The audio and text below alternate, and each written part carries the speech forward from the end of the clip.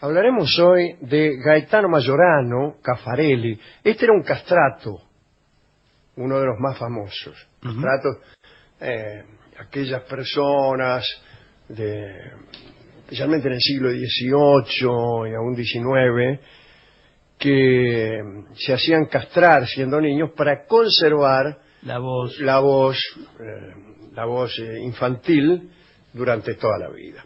Gaetano Majorano nació en 1710 en una familia campesina de Bitonto, vicino a Bari.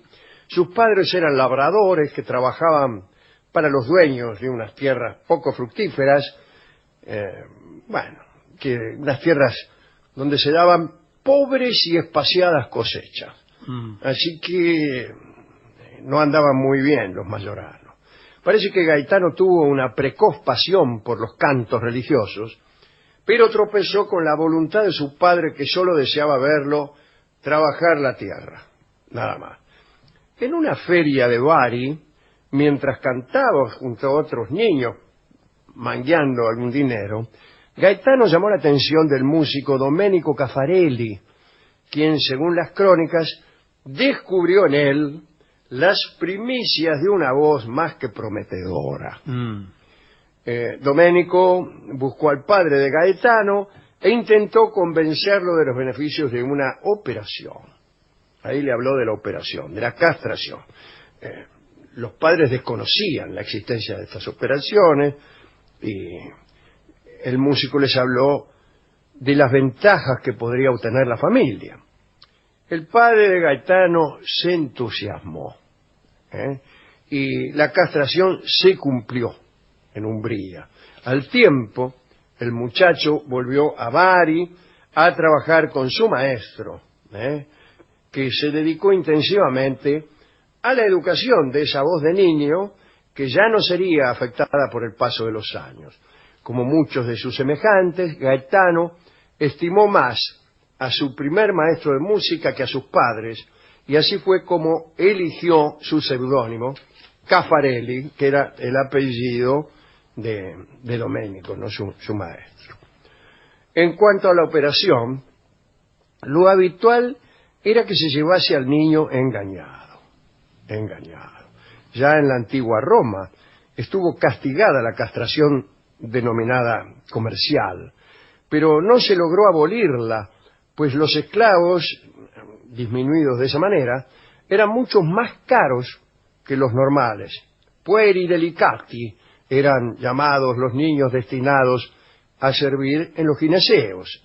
Al principio, la Iglesia condenó a la castración con la excomunión, pero a partir del siglo XVII se transformó en la principal propulsora de cantores beneficiados con aquella intervención. En 1780, solo en las iglesias de Roma actuaban 700 castrati. Ninguna ciudad o pueblo próspero renunciaba a tenerlos.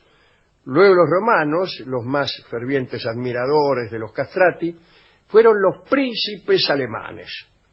En 1752, el duque de Württemberg había convocado a 2 cirujanos de Bolonia porque el arte de esta operación era exclusividad de los italianos. Además de la excomunión, había penas civiles para la castración. Por esta razón, fueron muy raros y solo en periodos de momentánea tolerancia, anuncios como el que se leía en lo de un barbero napolitano en 1726. Dice: qui si castrano ragazzi, aquí se castran niños. Mira vos. Hay que decir que durante la mutilación el niño era atontado con un poco de vino o con tintura de láudano, pero nada más. Imagínense, no existía anestesia, no había nada.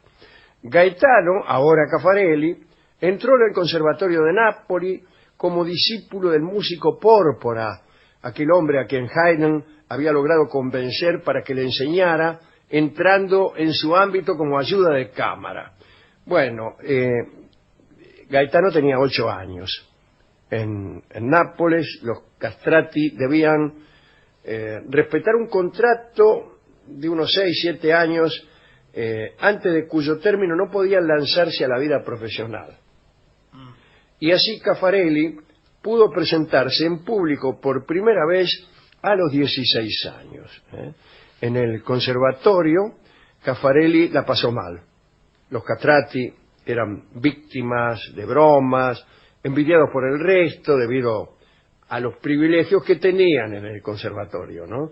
Y él siempre se les daba las mejores habitaciones, los alimentaban mejor quizá que a los otros, para cuidarles la salud.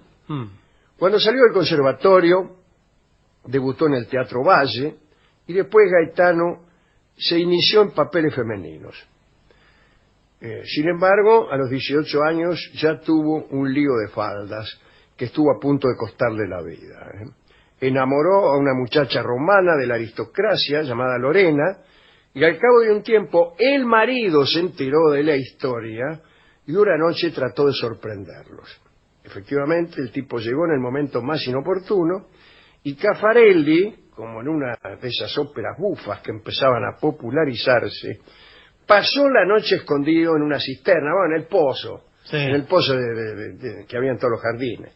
Y no había tenido tiempo de vestirse, así que se agarró una pulmonía que destruyó su voz por 6 meses y casi lo fulmina. Al reponerse, el marido de esta chica encargó a unos sicarios que liquidaran a Gaetano, pero la esposa, que seguía enamorada, contrató una cuadrilla para que lo escoltase. Así que se salvó.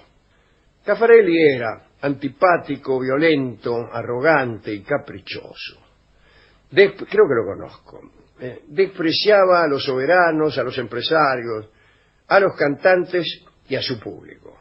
En cuanto ponía un pie en el escenario, se acercaba a los palcos para conversar con alguna señorita. Tomaba rapé en los ritornelos de la orquesta, ¿no? Claro, aprovechaba cuando hacía algún pasaje la orquesta sola, el tipo le daba una narigada de rapé, es como quien prende un pucho, ¿no? Otro detalle, pretendían que las orquestas afinaran los instrumentos no sobre la nota de uno de ellos, sino con su voz. Y además nunca participaba de los ensayos. En una oportunidad viajó a Madrid, lo invitaba el rey Carlos III. Estaba cantando en el casamiento de una familia de alcurnia y en determinado momento le quitó el arco del violonchelo de manos del músico y empezó a los palazos contra el tenor que lo acompañaba y en realidad a todos los que se le acercaban para separarlos. No le había gustado la tarea del tenor. En Madrid tampoco hizo un buen papel, irritado por los aplausos que estaba recibiendo una de las cantantes, le hizo gestos lascivos e impúdicos, como estos, señor, por favor, que desmayaron a la dama. Carlos III lo estimaba mucho y era buen conocedor en la materia, y le dijo: vos superáis a los más lentos en la lentitud y a los más rápidos en la rapidez. Y le aconsejó, mire qué buen consejo, conviene que ahora deis pasos de hombre y no de gigante. Adoptad un estilo más simple y suavemente ganaréis los corazones. Muy bien. Sin embargo, tenía sus enemigos. Había un poeta, Metastasio, que lo odiaba y escribió: en los recitativos parece una monja vieja, porque en todo lo que canta predomina un tono llorón de lamentaciones que hace pasar de la alegría al aburrimiento.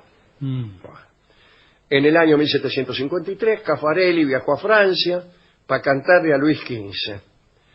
Le pusieron una casa en Versalles, una carroza de 2 caballos, 7 criados, pero a pesar de la cantidad de obsequios que se le hacían, el tipo nunca estaba conforme. Poco antes de su partida, el rey le hizo entregar una cigarrera de oro, o una tabaquera de oro, y Gaetano la tiró. Dijo que no tenía el retrato del rey y le mostró al emisario al que le vino a traer la cigarrera una colección de 30 tabaqueras, todas más suntuosas que la que el rey le acababa de mandar. Ante tal situación, el tipo, el enviado, ¿no?, dijo que esas eran las tabaqueras que el rey regalaba a los embajadores. Y Caffarelli le dijo, entonces, dígale al rey que le pida a los embajadores que canten. Bueno, ¿así le dijo? sí, así. Al final se tuvo que ir de Francia. Parece que Luis le regaló un diamante, pero la orden de rajarse. Caffarelli se enojaba cuando su compañera ocasional durante los dúos era muy aplaudida. Una vez, con una chica llamada Astrua, empezó a dirigirla y empezó a modificar. En aquel tiempo se cantaba muchas veces el mismo verso. Y entonces el tipo en cada repetición ensayaba improvisaciones o le indicaba a la chica cómo tenía que cantarlo, hasta que esta chica Astrua se llamaba, muy raro el nombre, le tiró el atril por la cabeza. En un viaje a Viena discutió con el libretista y de las palabras Caffarelli pasó a desenvainar la espada y fueron separados con dificultad antes del duelo. A las 2 horas se habían vendido todas las entradas. Parece que eso nosotros podríamos hacer algo, ¿no? Algo. Es una medida un poco extrema para el marketing. Sí, pero ¿no?, cuando venimos mal de entrada, podemos empezar a los tiros. Bueno, cada tanto se encontraba con otra celebridad, el célebre Farinelli, y para medir sus voces, ¿no? Los encuentros generalmente tenían lugar en salones palaciegos y solo asistían unos pocos privilegiados. Hizo una enorme fortuna en su vida, se compró una propiedad en San Donato, cerca de Otranto, y como eso no le bastaba, hizo construir un palacio de varios pisos en Nápoles, y hoy todavía puede verse la inscripción latina que hizo en la puerta, ¿no? Anfión construyó Tebas y yo esta mansión. Caffarelli fue la excepción entre todos los castrati, porque envejeció mal, física y vocalmente. Considerado en Nápoles como el patriarca del canto, reaparecía muy de vez en cuando dando conciertos en las iglesias napolitanas y en algunos teatros. Las crónicas dijeron, parecía una cabra gorda, de voz fea y dura, de modo que el pueblo admiró en él solo las reliquias de quien fue el mejor castrati, ¿no? Murió en 1783 a los 73 años de edad. Esta es la historieta del Caffarelli, ¿no? Uno de los con Farinelli, digamos, el más famoso de los castrati. Escucharemos ahora, para ilustrar este episodio, a Charlo. Va a cantar su obra Tu pálida voz, evidentemente una metáfora referida a la voz blanca, pálida de los castrati.